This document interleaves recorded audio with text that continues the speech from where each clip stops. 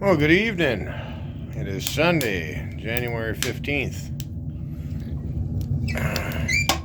Just stoking the fire in my little mini fireplace.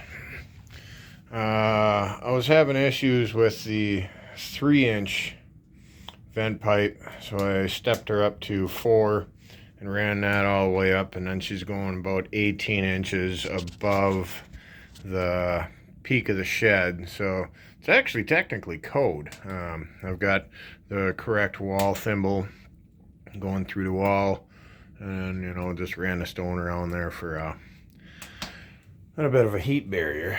So yeah, she's toasty in here. It's probably, I don't know, gotta be 70 or better, and I took my sweatshirt off. I was getting so hot.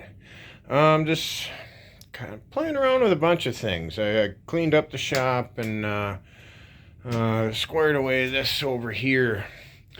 Actually, believe it or not, before I ever started making videos, before I ever turned my house off the grid, this shed, before the floor was rotted out, used to be, 10 years ago, this was a usable shed before I, trashed it and the groundhogs trashed it, and I finally just got sick of it after years and years and years of my tools getting wrecked, roof leaking and stuff. And finally redid her, and now she's nice usable space again. But but back when this was usable space, this was where my original off-grid system was, and it was a Jupiter inverter. It wasn't this one. It was a Jupiter 1500. That was before the Jupiters.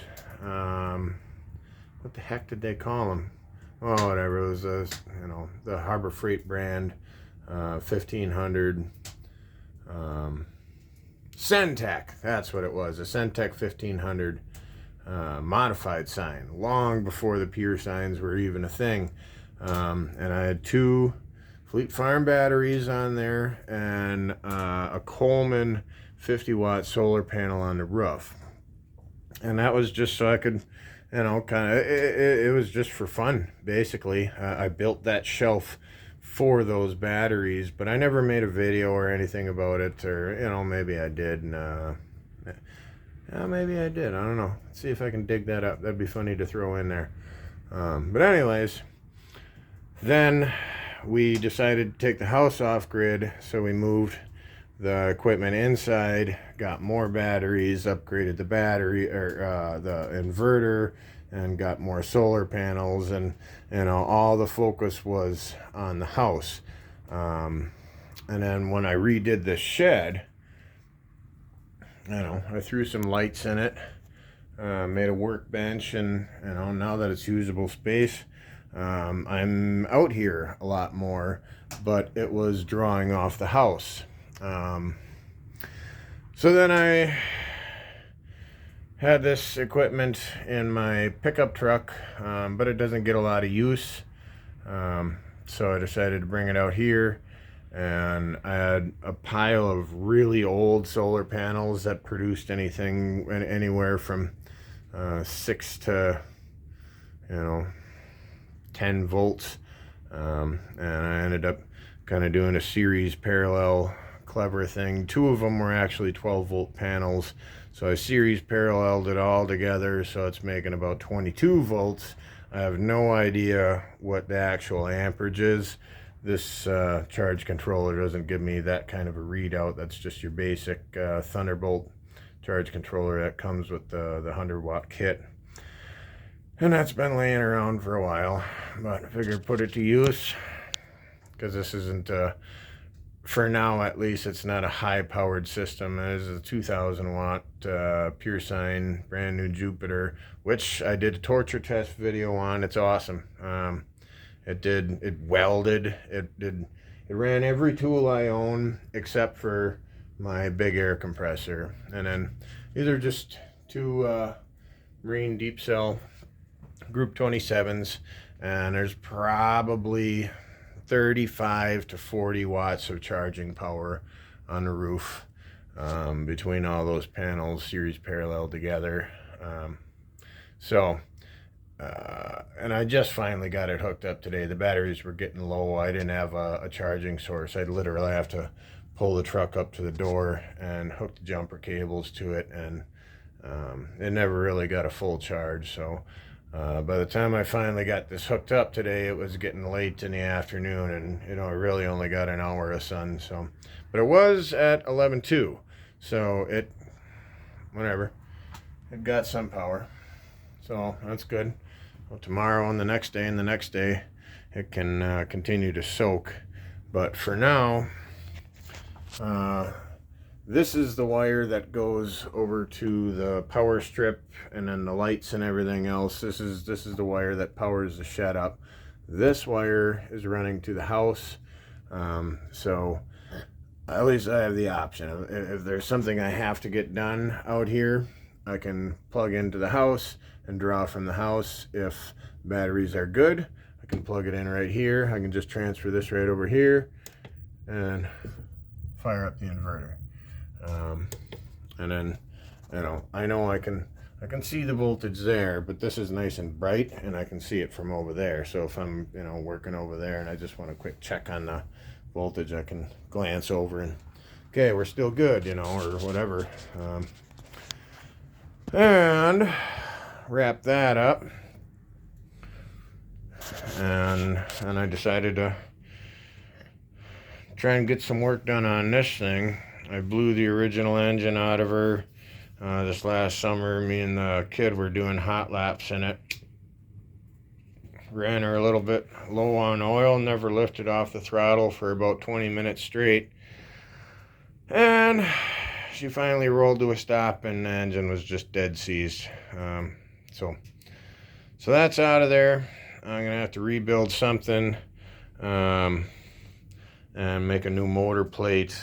I've got a bunch of steel in here, and I got a ton of steel downstairs, so I'll make something with some square channel going across, make a plate, nice heavy duty plate, drill the holes, and this guy is going to end up on there. This is a Frankenstein between just a normal off-the-shelf 212 Predator engine and Wood's done.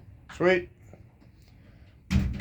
And that was a generator engine. I believe it was a 3,500 or maybe a 4,000 watt Predator generator. Also had the 212, which I initially thought was going to be completely interchangeable. And yes, everything did, bolt up and line up almost perfectly. But the head on just the original head off just the normal off-the-shelf one was a little bit different. And I believe the engine out of the generator, I believe that was a Hemi, because I know they made a Hemi, and that must have landed in some of the tools that were already equipped with the 212. Maybe it needed a little bit more snot or something.